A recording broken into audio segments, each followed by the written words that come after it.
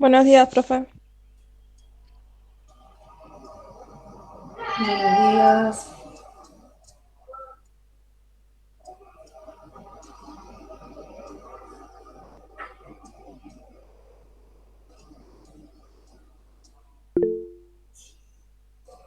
Buen día, Gabriela.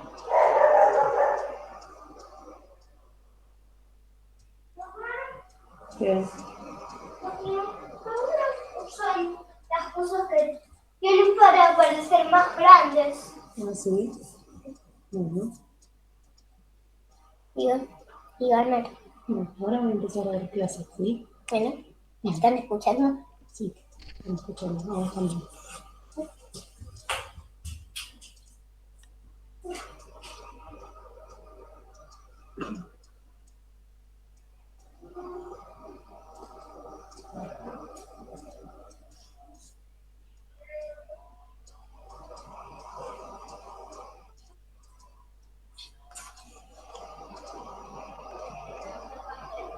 Hola, Natalia. Hola, buen día, profesora, buen día a todos.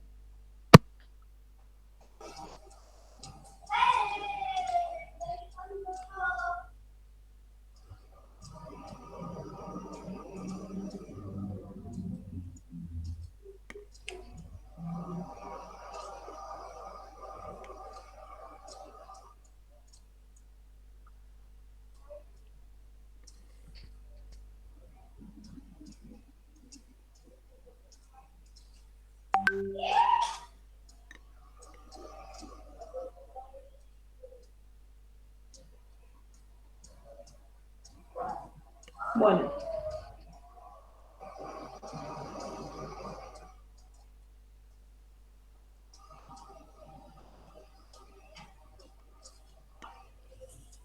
vamos a ir arrancando, son 10.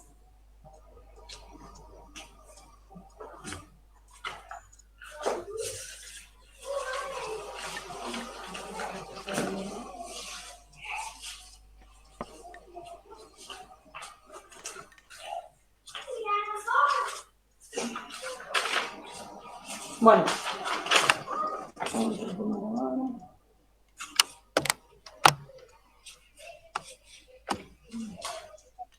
Una cosa.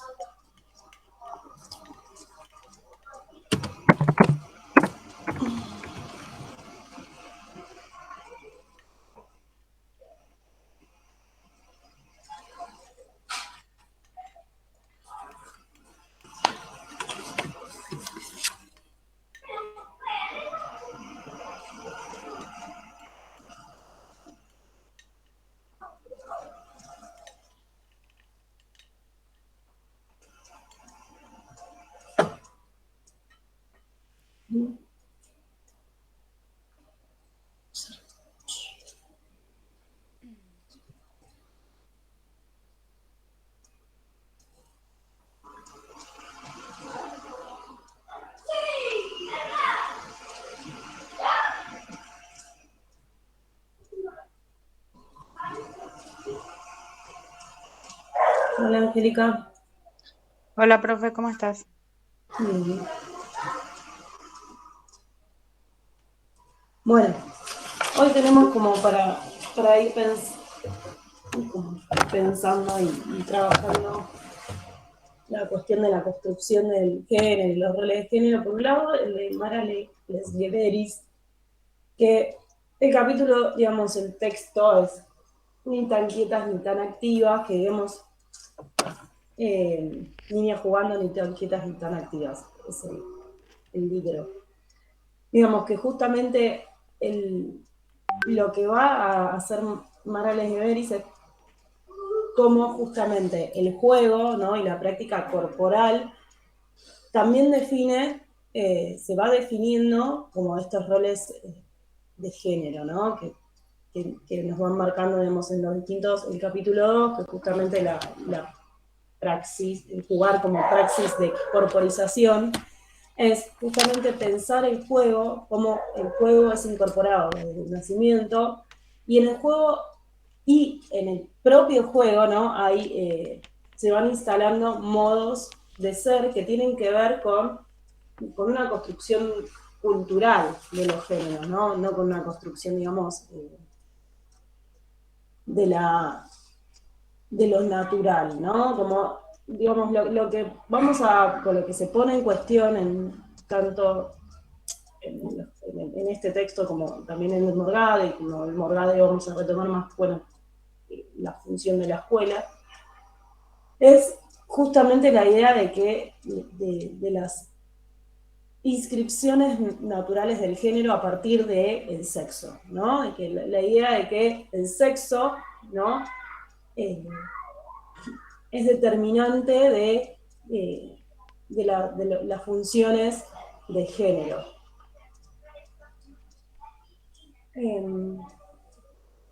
Les voy a poner la tele, así no se pelean. Ahí vengo, chicas, perdónenme. Mientras tanto, después si alguna quiere poner alguna más además de Jessica en la cámara.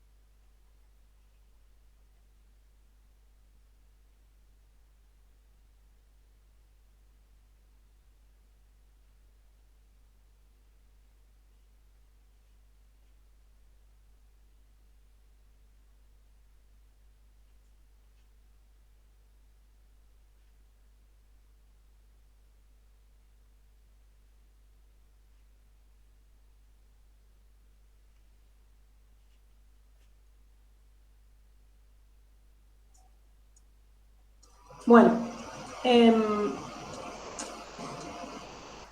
entonces, digamos, esta idea, entonces lo que plantea Marales Guiveris es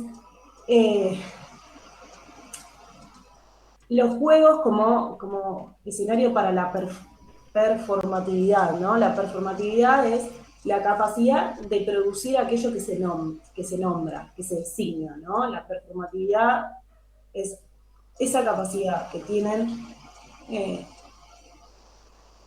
por ejemplo, en lo que tiene que ver con el género.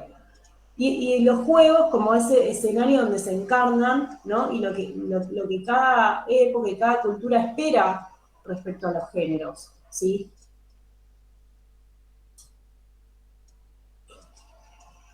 El cuerpo, la idea de que, digamos, el cuerpo tiene un significado, ¿no? Hay parte también Marales de ver, ¿no? La idea esto de que el cuerpo tiene un significado en un contexto de relaciones de poder en determinada época. Y que se nace, nosotros como sujetos sociales, nacemos con esta necesidad de lo social, ¿no? De que nos acogen, de que nos esperan, de que nos esperen, que nos recepcionen, ¿no?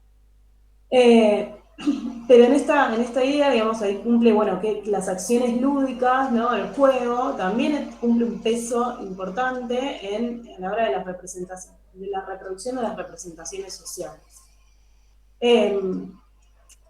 Digamos, y ahí cumpliendo un rol como fundamental pensando, bueno, ¿qué se espera como legítimo y ilegítimo producirse en los cuerpos infantiles? Digamos que parte de ello, ¿no? Como dice, bueno, hay los 3 hitos constitutivos de la corporalidad, que el primero es la interiorización, ¿no? De los ideales de lo masculino y femenino, como algo incluso que se da, que ya lo habíamos creo hablado, charlado un poco esto de que se da incluso antes del nacimiento, el dato biológico, ¿no? El dato biológico entre comillas lo pone la autora, como el dato biológico, entendiendo de que esta división en dos, ¿no? De los sexos, masculino, femenino, mujer, varón, también entra en tensión cuando aparecen otras posibilidades, ¿no? O sea, otras opciones que rompen, porque además es un dato biológico genital, ¿no? Porque hay un montón de otras elementos y variables que juegan a la hora de pensar la división sexual. Pero siempre, entonces, como el peso que tenemos en esta sociedad es un lenguaje binario, ¿no? Y jerarquizado. Binario en este sentido, en dos sexos, y jerarquizado entendiendo que hay una idea de, bueno, hay un sexo privilegiado y uno que no, ¿no? El varón por encima de la mujer.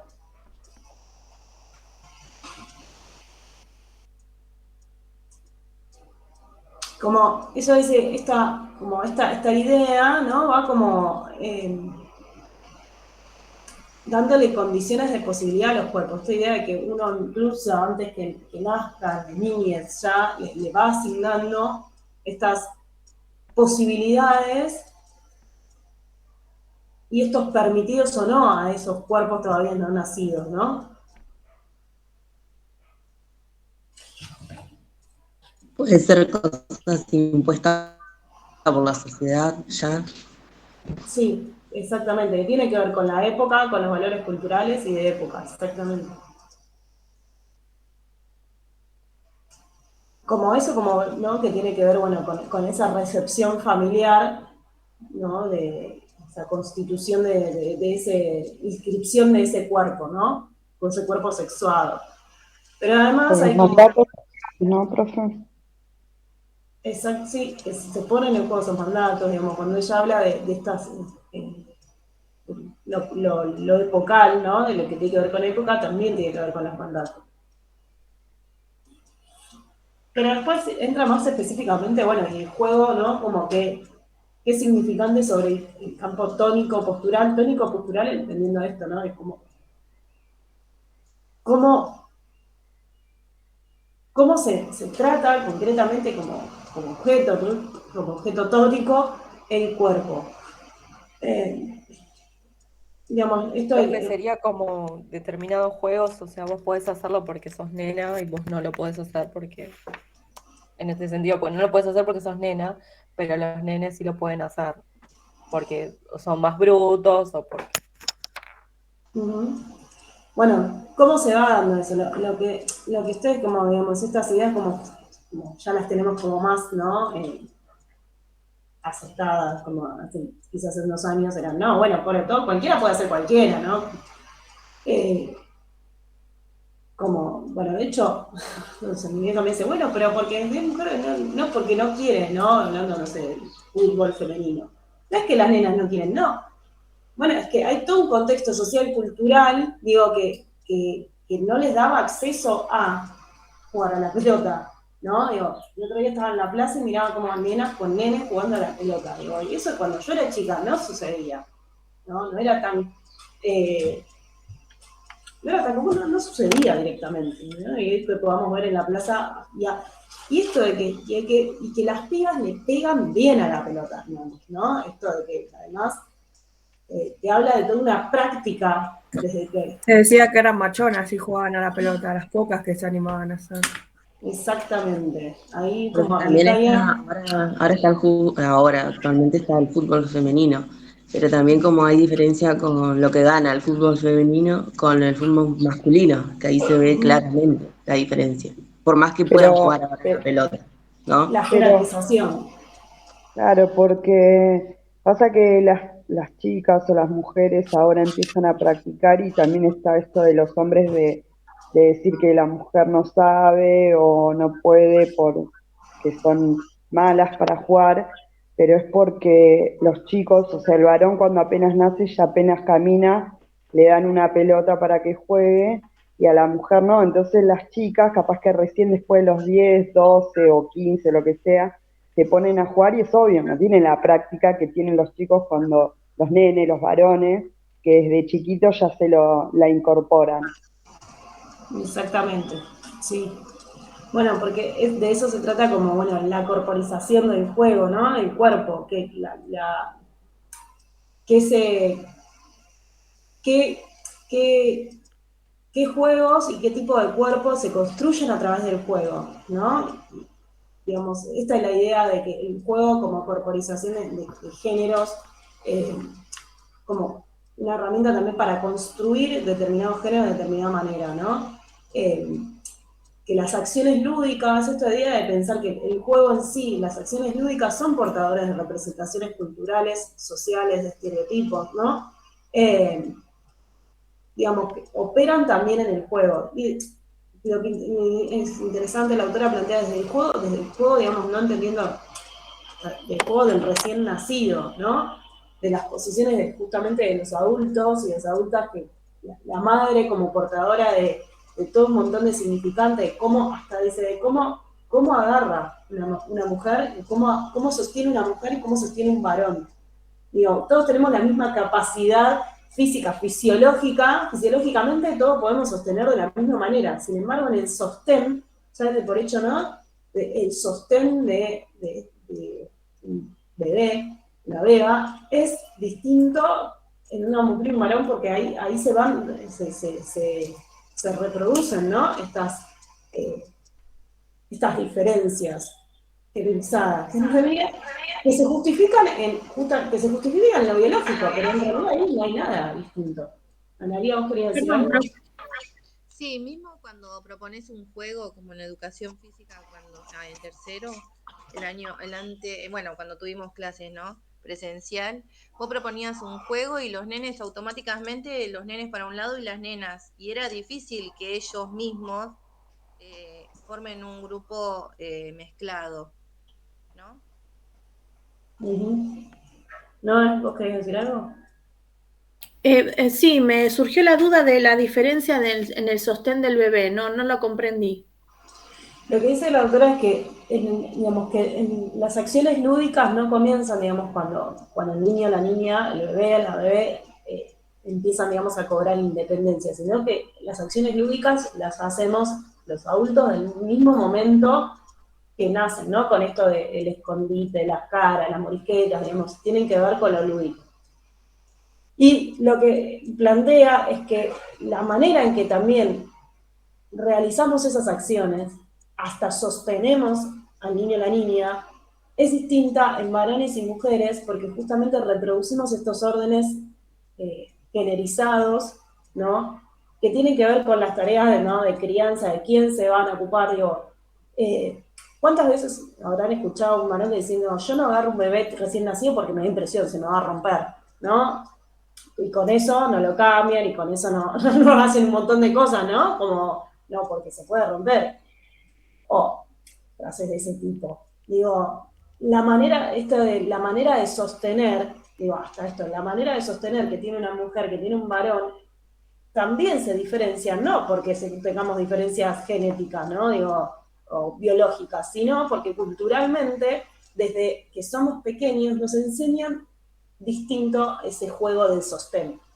Hay una diferencia, digo, pensemos, un poco con esto les voy como anticipando el trabajo, la semana que viene les cargo la consigna, digo, pensemos cómo todas las publicidades que vemos en los canales de juego de chicos o de YouTube, que también tienen publicidades, digo, cómo muestran, ¿no? A las nenas con el bebé, cómo sostenerlo, o sea, en eso ya hay como una práctica, esto de la práctica instructiva, ¿no? ¿Instructiva en qué? En las tareas de cuidado, ¿no? No hay un nene jugando y sosteniendo y enseñando a sostener un bebé, ¿no? La que aprende a sostener un bebé en un juego es la nena. A eso iba con el sostén. Ok, profe, gracias. Digo, y también, también lo que se va ahí como conformando también son la cuestión de las emociones, ¿no? Cómo se van a ir delineando, performateando, digamos, son las emociones, ¿no? Desde la infancia, digo, esta idea de los llantos permitidos, ¿no? Como la idea de que las mujeres tienen más llantos permitidos que los varones, ¿no? El universo masculino. O sea, que los estereotipos no solo operan sobre el cuerpo físico concreto, sino también operan sobre las emociones. Digo, que se instalan en las prácticas de crianza, ¿no? Como justamente modelando, en la crianza ahí modelando cada cuerpo.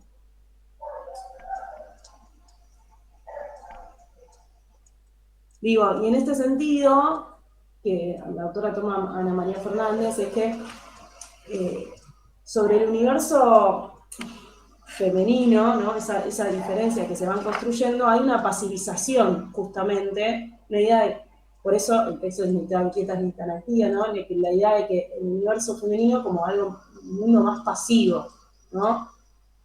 De hecho, volviendo, presten atención a las publicidades de juegos, de juguetes de las niñas, ¿no? Para varones y mujeres. ¿Cómo muestran a los varones? ¿Cómo muestran a las nenas? ¿No? Con esto de la pelota, como decía Analía, digamos, y hay toda una discusión, ¿no? Estos mandatos en las enseñanzas lúdicas con respecto a la educación física. Bueno, ya hace varios años, justamente con la ley de educación sexual, que educación física debe practicarse de manera ya no diferenciada, ¿no? Segura que cuando ustedes fueron a la escuela, hacían varones por un lado, mujeres o niñas por otro. Ya hace varios años que educación física se tiene que realizar de manera unificada. Y mismo, por ejemplo, ¿no? Yo un montón de veces lo chicaneo a mi marido, que le digo, bueno, vos, muy feminista, pero el fútbol de los muchachos, ¿por qué no llevan una mina? ¿No? ¿Por qué no invitan a una mujer? Y me dice, sí, una vez lo dije y se me cagaron todos de risa. Porque están ahí a cuenta, llegamos, llegan, che, capaz que se invitan a alguna mujer, llegan, juegan, tranquilos. Digo, pero en la idea de que hay mucho instalado en la idea de que, bueno, que esta visión de, bueno, que justamente como somos corporalmente diferentes, ¿no? No podemos hacer gimnasia o un deporte juntos. Y en realidad justamente lo que no podemos terminar, lo que sucede es que el cuerpo se ejercita, el uso del cuerpo, cómo usamos la fuerza, es una cuestión construida, ¿no? Digamos, el uso del cuerpo. Podemos hacer, digamos, más allá de que hay un momento que no controlemos la fuerza, que los niños... ¿Por qué no te atendés la ropa? No te una primera. De que hay un momento en que 13, 14 años es más difícil el control, digo, pero es más difícil para los varones y para las mujeres también, no es que solamente los varones les pasa, ¿no? Tiene que ver con esto, con qué tienen habilitados los varones, qué prácticas, ¿no? Como el uso que tienen habilitados los varones del cuerpo y que no tienen habilitadas las mujeres, o al revés.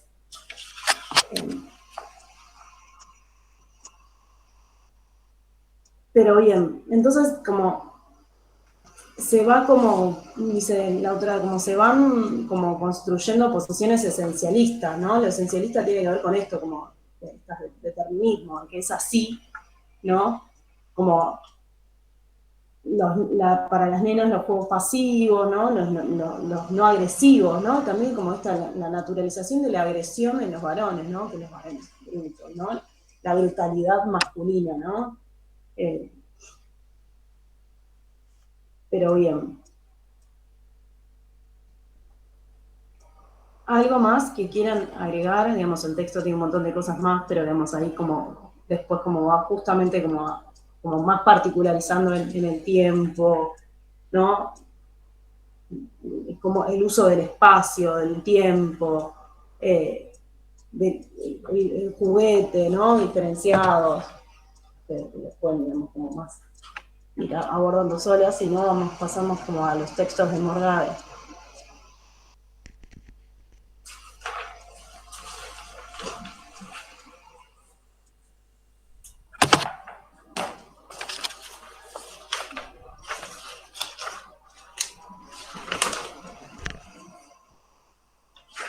Paso a los textos de Morgade.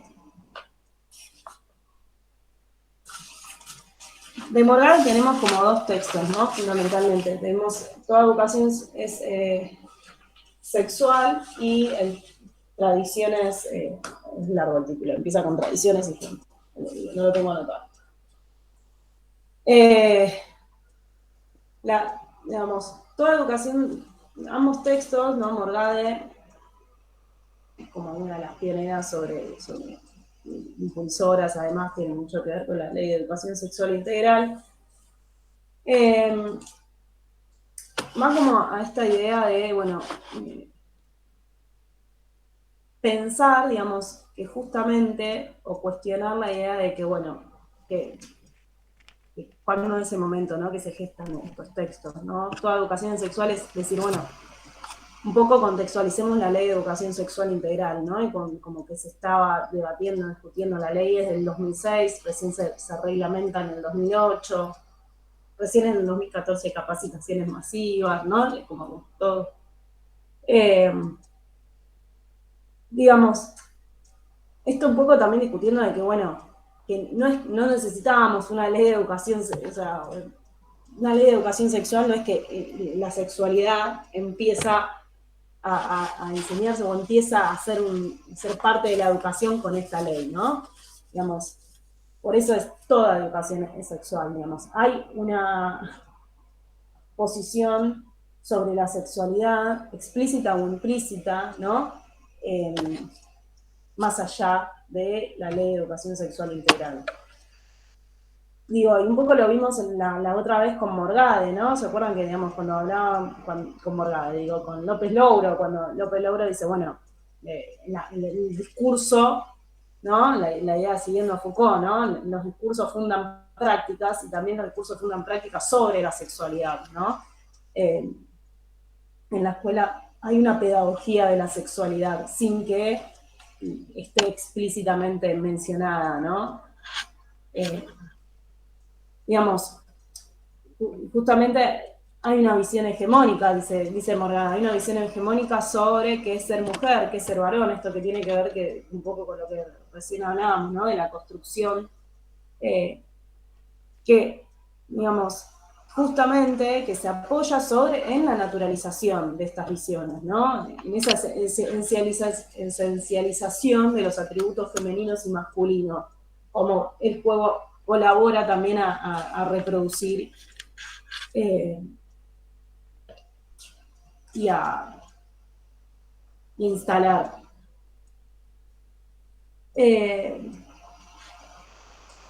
Digamos, y hay una idea, digamos, justamente por esto que toda educación es sexual, digo, y ahí Morgade trae la idea del el currículum oculto, ¿no? Digamos, en toda la educación siempre hay sesgos de género, digo, ¿no? Pensando en esto, en lo naturalizado, en lo esencializado, ¿no? El cuerpo infantil es, siguiendo, ¿no? El texto que veníamos recién trabajando, es generalizado incluso antes del nacimiento. Entonces, digo, y en la escuela y en el sistema educativo, también desde el primer ingreso que hacen a una institución educativa, que es en el jardín de infantes, se reproducen estos sesgos de género, estos atributos esencialistas, ¿sí? Que tiene que ver con el enfoque medicalizante, ¿no? Que tanto influyó en la construcción del sistema educativo a fines del siglo XIX, cuando hablábamos, de la ley 1420, de la construcción del sistema educativo, ¿no? De las visiones positivistas, están apoyadas en un discurso discurso hegemónico medicalizante, justamente que se apoya en la cuestión, ¿no?, biológica para sostener lo esperado de nenes y nenas, ¿no?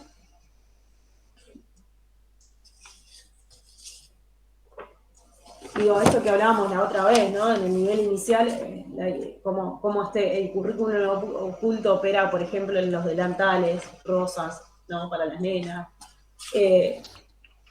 azul para los nenes, o todo azul, digo, esto pensándolo, Morgay lo plantea también, ¿no? Nunca se nos ocurriría pensar a todos rosa, ¿no? Porque que tiene que ver con lo que planteaba López Louro de cuál es el género hegemónico, ¿no? La idea de que cuál es el varón heterosexual, blanco, digo, por esa idea que sigue siendo, por esa jerarquización que sigue operando, que sigue existiendo, ¿no? Esa jerarquización sigue estando presente, sigue operando. En todos los ámbitos, digo, ¿no? Porque pensar como para... Habíamos pensado, profe, ¿se acuerdan las plataformas de Disney? Sí. Todo lo que era la cultura del consumo y que eran como todo mercantilizado. Uh-huh. Sí. Que ahí también atraía como un estereotipo con el tema de que habían cambiado por el tema de pensar en las princesas, pero seguían siendo princesas, eran blancas, eran lindas. Uh-huh. Sí, sigue operando ahí. Sí. Bueno, y ahí también va a haber algo que se va a construir en los docentes, digo, pensar en que cómo se construyen, digo, como docentes, cómo se construyen todo nuestro sistema de expectativas, ¿no? En el aula. Pensándolo, digamos, con respecto a estos cuerpos sexuados, ¿no? Los estereotipos, ¿no? Las desigualdades entre lo femenino y masculino influyen, digamos, esta construcción histórica y cultural influye en nuestras expectativas a futuro, ¿no? En lo que esperamos de niños, niñas, adolescentes, mujeres, varones, ¿no?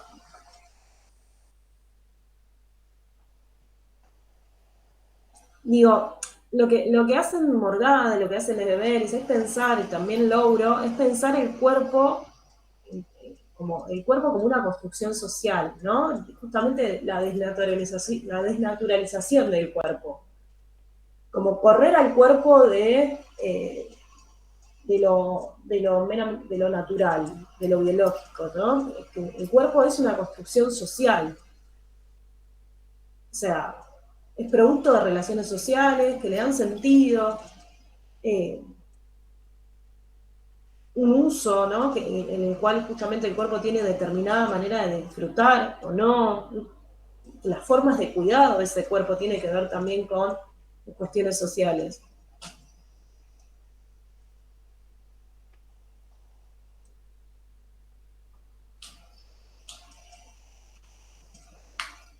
Entonces, lo que propone Morgade es, bueno, hay que como justamente ampliar la mirada, ¿no? Entendiendo esto, que el cuerpo es una construcción que tiene que ver con el lugar donde está inscrito este cuerpo, ¿no? Como qué costumbres y valores, ¿no? Se reproducen a partir de las relaciones de poder en las cuales este cuerpo está inscrito.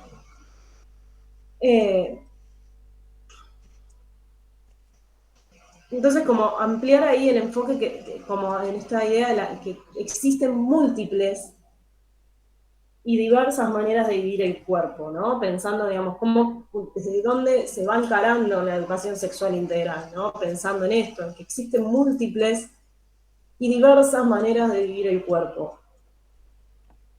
y de construir relaciones afectivas, ¿no? También, esto que hablábamos recién hace un rato de las emociones. Siempre como partiendo del respeto hacia uno mismo y hacia los otros, las otras. Entonces, como justamente ella Morgade cuestiona parte de pensar, bueno, ¿qué es la sexualidad, no? Como, para ustedes, ¿cómo definirían la sexualidad?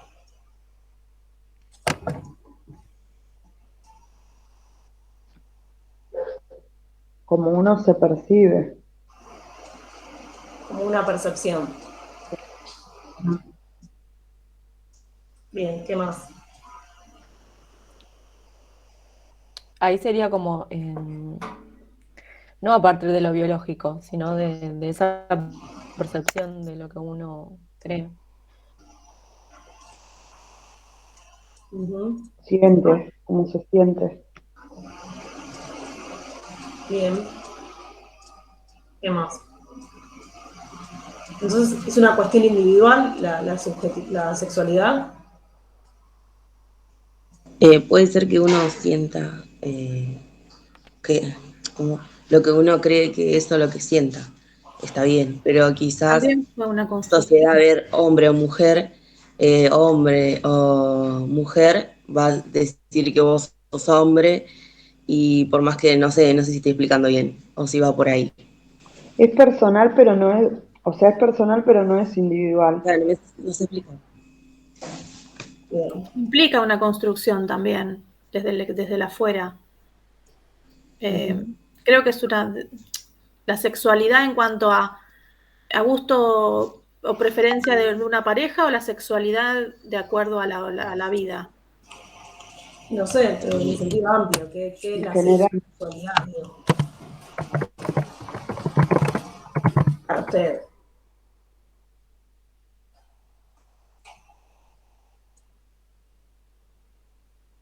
¿Están?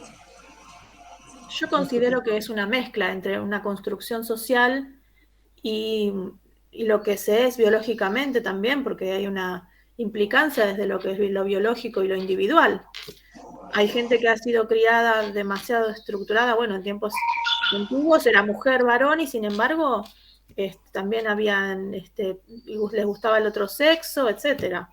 Así que una implicancia interna tiene que haber.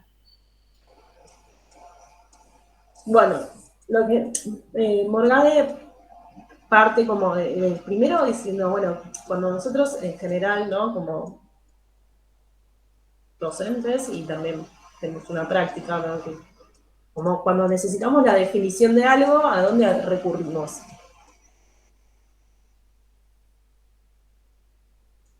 Están silenciadas, no entendí la mímica. A Google. A buscar, a buscar. Googleamos. Googleamos. Y Google en general nos da una definición de diccionario, ¿no? Digamos, vamos a Google, es verdad, y nos da, bueno, la primera definición que nos aparece, ¿no? Cuando definimos, en realidad ya toma la de la Real Academia Española, de Morgade, dice, bueno, a ver, ¿cómo definiría, ¿no? En esta como entidad que parece que es tan importante para nuestras vidas?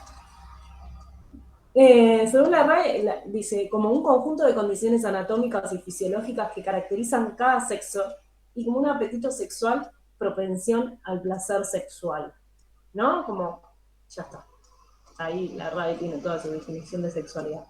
Justamente lo que va a decir Morgan es, bueno, dice, es totalmente reduccionista, ¿no? La definición que tiene la RAE sobre sexualidad, porque justamente todas estas cuestiones que estamos hablando recién, aspectos sociales, históricos, del poder, la dejan por fuera.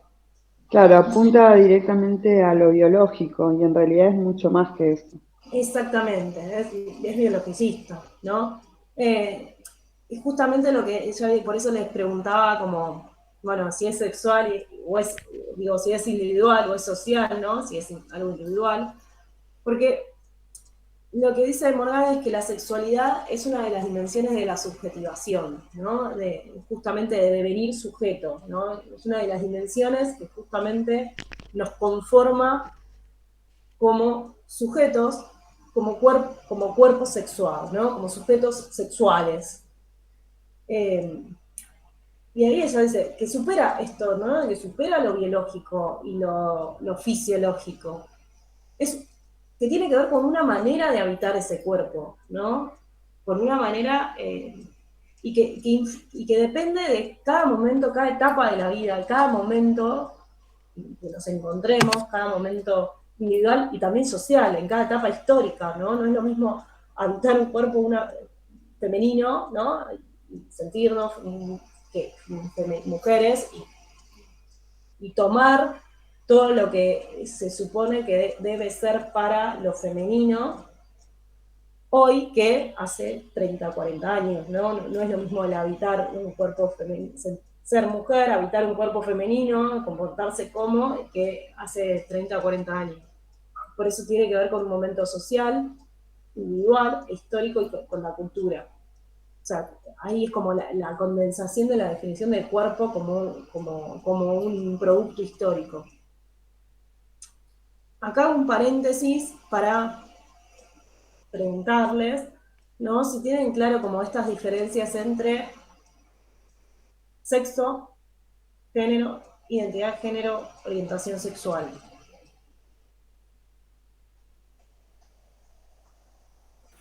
Sí, el sexo siempre es masculino o femenino y el género es diverso. Más o menos, ¿no? No está tan ahí. ¿El sexo cómo se define? De nacimiento. ¿A partir de qué? De lo De la- biológico. El sexo es la cuestión biológica, ¿no? Digamos, es esta diferencia entre varón-mujer a partir de la genitalidad en general, ¿no? Puede ser también hormonal la diferencia. Fundamentalmente la división que se hace es genital, sexo varón-mujer a partir de la genitalidad, de cuestión biológica. ¿Género qué es? ¿Cómo uno se percibe? Esa es la identidad de género.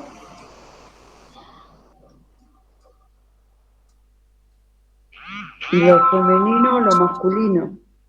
Es lo femenino y lo masculino. ¿Y a partir de qué se construye eso femenino y masculino? Y de lo que hablábamos hace un rato, de la construcción social. Entonces, el género, que se divide en masculino y lo femenino, tiene que ver con una construcción cultural de qué se espera de varones y mujeres a partir de la diferencia biológica. El género es la construcción social, o sea, si los sexos biológicos, el género es lo social, ¿sí? Son la construcción de expectativas, ¿no? De lo que se espera, que deben ser y hacer. Es como, profe, cuando la mujer está embarazada y espera un bebé y ya le hacen el baby shower. Si es varón, todo celeste, si es nena, todo rosa. La de antes de nacer predeterminan que si es nena tiene que ser de una manera y si es varón tiene que ser de otra. Lo predetermina exactamente la cultura, ¿no? La sociedad, o sea, ¿qué es la cultura, la sociedad que espera de varón y mujer a partir de las diferencias sexuales? Y ahí que se construye lo femenino y lo masculino. El género es lo femenino y lo masculino, ¿no? Y ahí entran todas estas cuestiones que vimos recién con el otro texto, de qué esperable, ¿no? Para las mujeres, de esto de lo pasivo, la emoción, ¿no?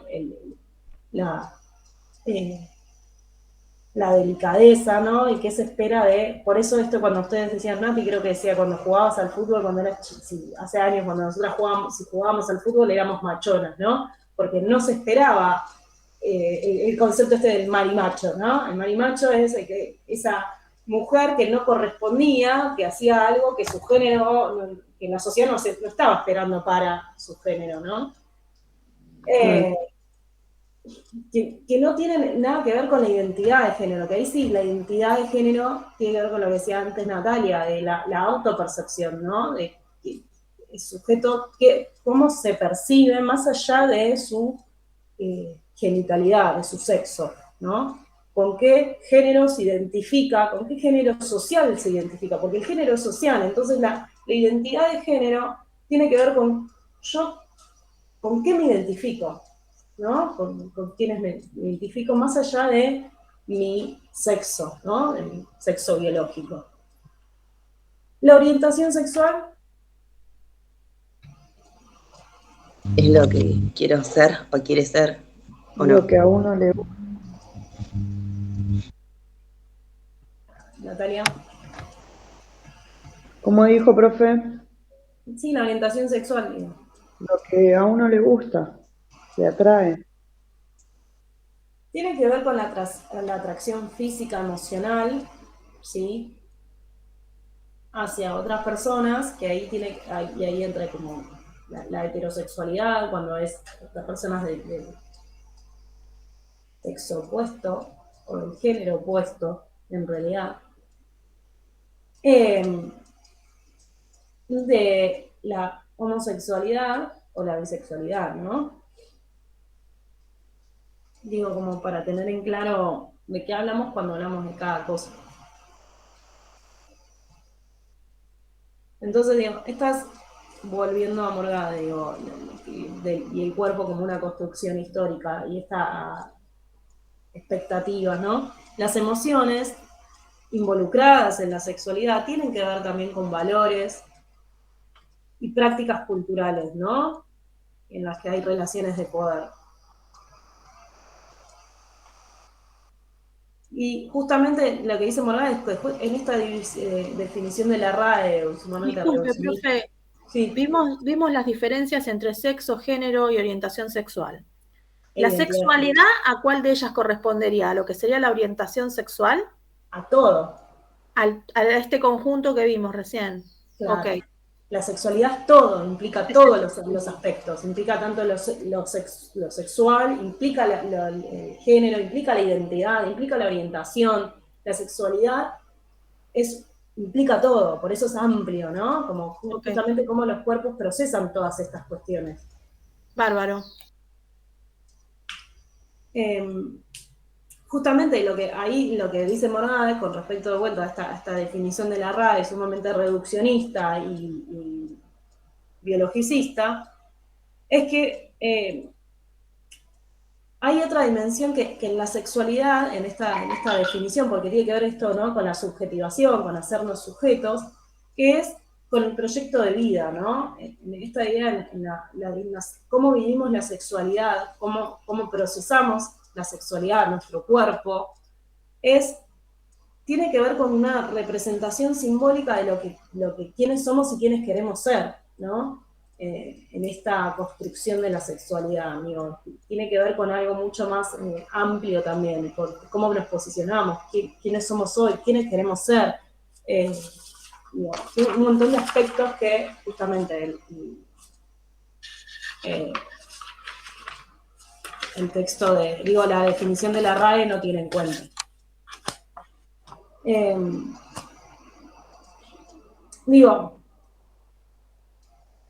Esto Foucault ya lo había mencionado, digamos, ya lo vimos también con Loubro, como con Foucault, ¿no? Pensar esto.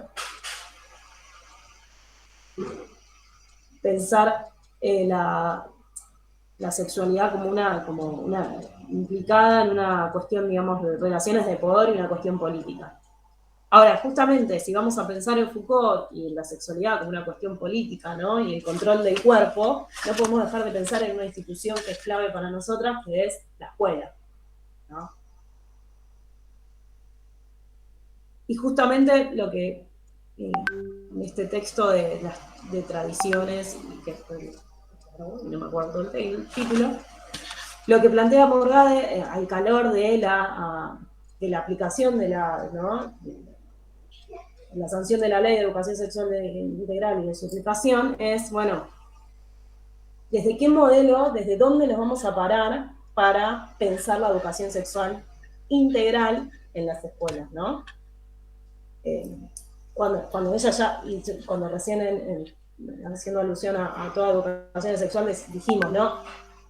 Que no haya habido ley no significa que no haya habido educación sexual, ¿no? Había oculta, ¿no? Como educación sexual, o no explícita, pero estábamos hablando, todo el tiempo hay una manera de posicionar políticamente los cuerpos, ¿no? De pensar los cuerpos. Entonces, al calor de la ley, ¿no? A pensar concretamente en la ley de educación sexual integral, tenemos que pensar, bueno, ¿desde qué modelo? ¿Cuál es el modelo dominante hasta hoy que se pensó la educación sexual? Digo, porque también había ya maneras desde justamente un enfoque biologicista, ¿no? El modelo dominante es el enfoque biologicista, o lo fue o lo es, ¿no? Me lo pregunto, se los pregunto. Fue, es, sigue siendo. ¿Y de qué se trata el modelo biologicista?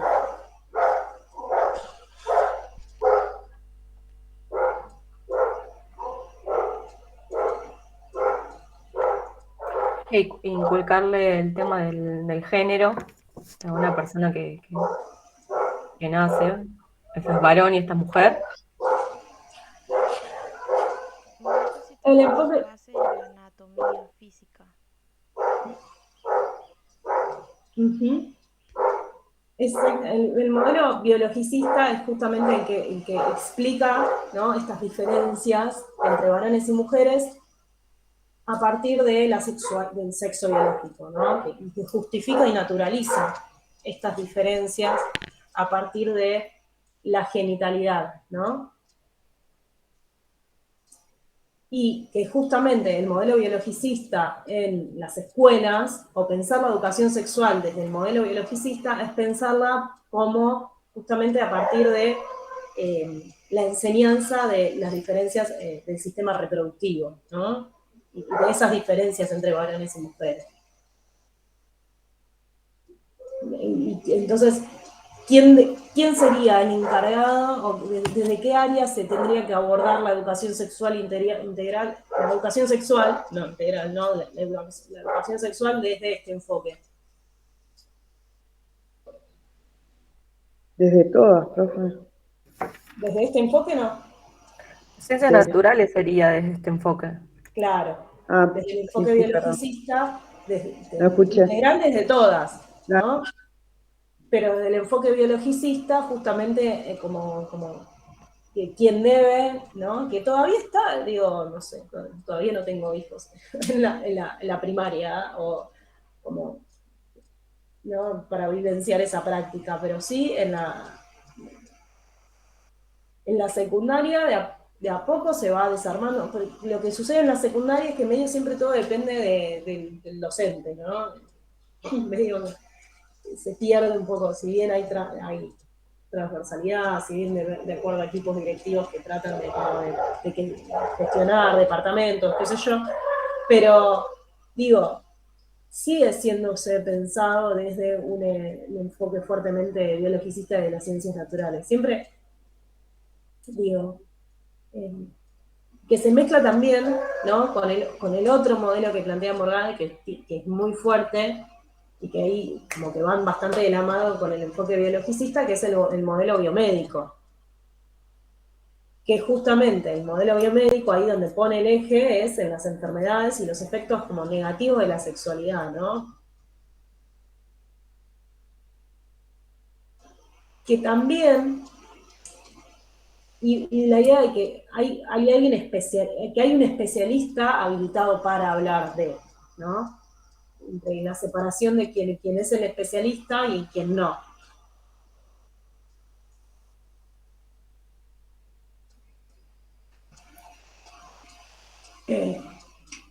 Pensando en que, ¿no? También esto, muchas veces cuando uno empieza a plantear, no, bueno, la educación sexual, bueno, invitemos a un médico, invitemos, ¿no? A un médico y que nos dé una charla. ¿Por qué un médico?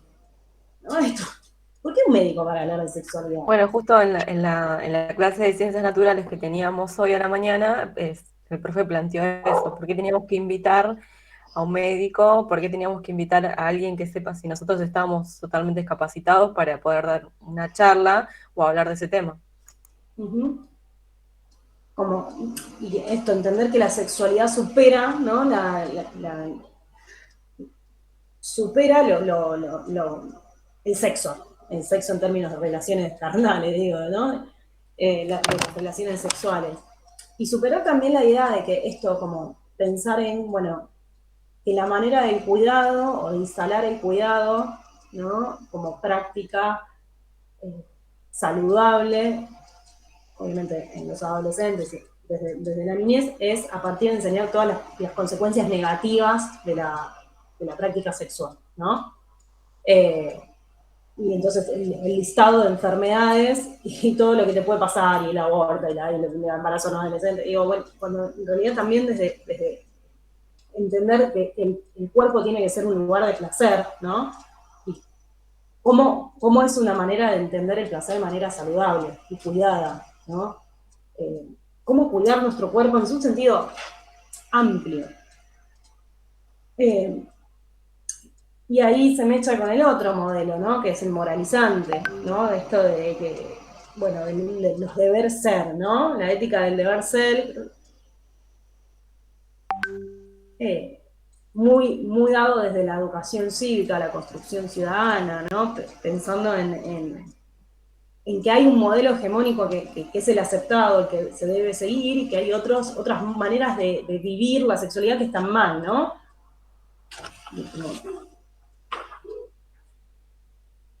Como eso planteaba Morada como los modelos tradicionales.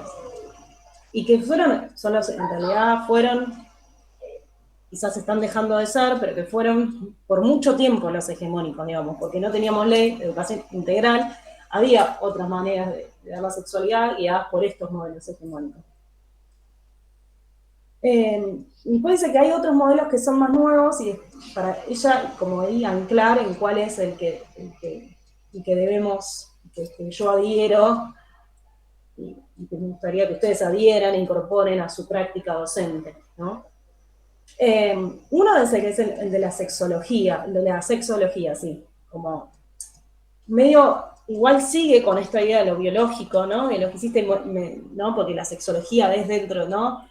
De lo medicalizante, pero como desde una perspectiva de las buenas prácticas sexuales, ¿no? Y ya, sí, a partir, ¿no?, de la sexualidad como una dimensión, como una construcción de la subjetividad presente toda la vida, ¿no? Desde que, bueno, nacemos hasta que nos morimos. Pero todavía tiene una parte muy importante en lo militarizante. Después, otros modelos que tienen que ver con lo centrado en lo jurídico, ¿no? Que justamente con este afán de abordar las múltiples realidades que viven las pibes, las niñas y las niñas, que justamente en este énfasis en las realidades está centrado, ¿no?, en la prevención o en la identificación de situaciones de acoso, de violencia. Bueno, ustedes tuvieron el otro día el abordaje del abuso sexual, ¿no?, en las infancias. Que nada, se tiene que tomar como para posibilitar la orientación, ¿no?, hacia servicios especializados, ¿no? Pero justamente lo que discutimos desde el enfoque, desde la importancia, ¿no?, de la ley, es, bueno, ¿cómo le ponemos freno? ¿Cómo evitamos que sucedan estas situaciones de acoso, o que los pibes y las pibas y las niñas puedan hablarlas, ¿no? Puedan expresarlas, puedan denunciarlas? Y justamente lo que dice Morade, y lo que, repito, adhiero, y tenemos que, y ahí es donde anclar, es abordar la educación sexual desde un enfoque de género, ¿no? Y el enfoque de género es el que justamente nos habla de la inscripción, de esta idea de que venimos hablando desde el comienzo de la clase de hoy, de la inscripción del cuerpo humano en la red de relaciones que le dan sentido, que nos permite entender las condicionalidades, ¿no?, de ese cuerpo, por dónde está inscrito ese cuerpo. ¿Cómo acá está la noche?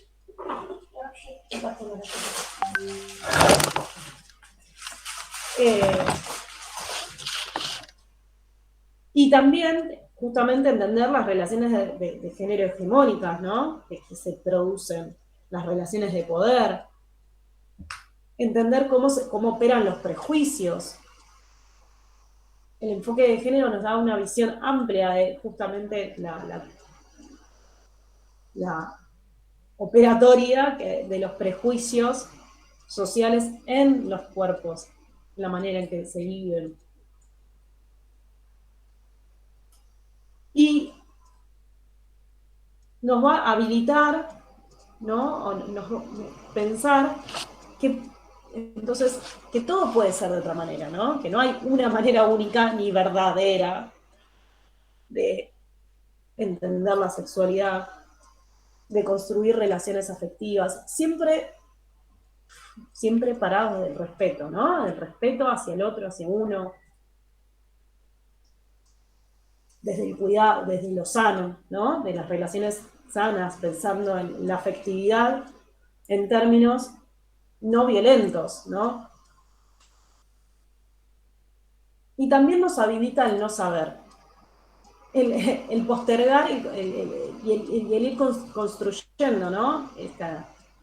Porque también vamos a trabajar, o sea, yo trabajo con adolescentes, ustedes van a trabajar con niños y niñas que les hay cosas que ustedes van a quedar atrás, ¿no? Por eso siempre la actualización, pero niñas van siempre un paso adelante en algunas cuestiones. Y tenemos que, como, bueno, permitirnos el, bueno, no ser y el postergar.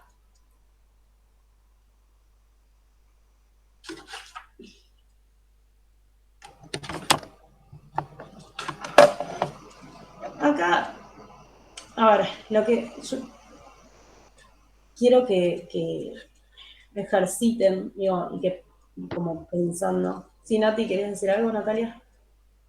No, profe, ahí lo había escrito.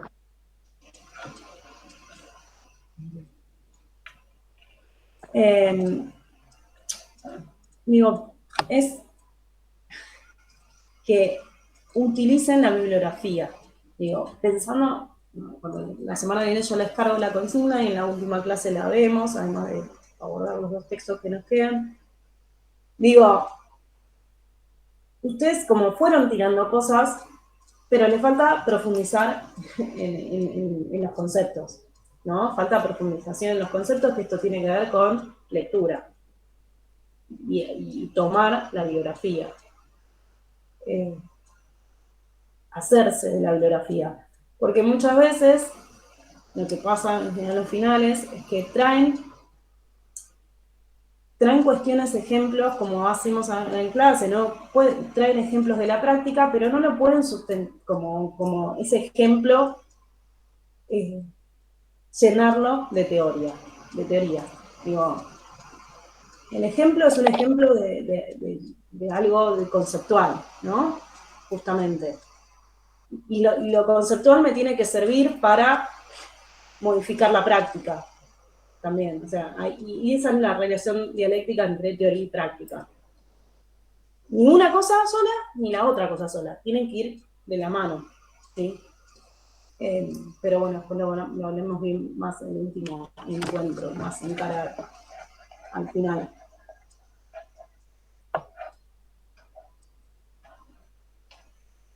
¿Algo quieran agregar?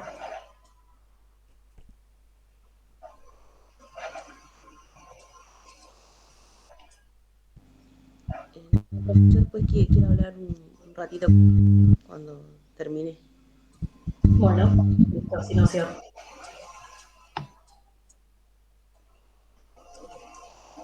Bueno, entonces nos queda la semana que viene el texto de Pink y Juntos pero no revueltos, que este justo habla de la educación física, así que veremos la semana que viene.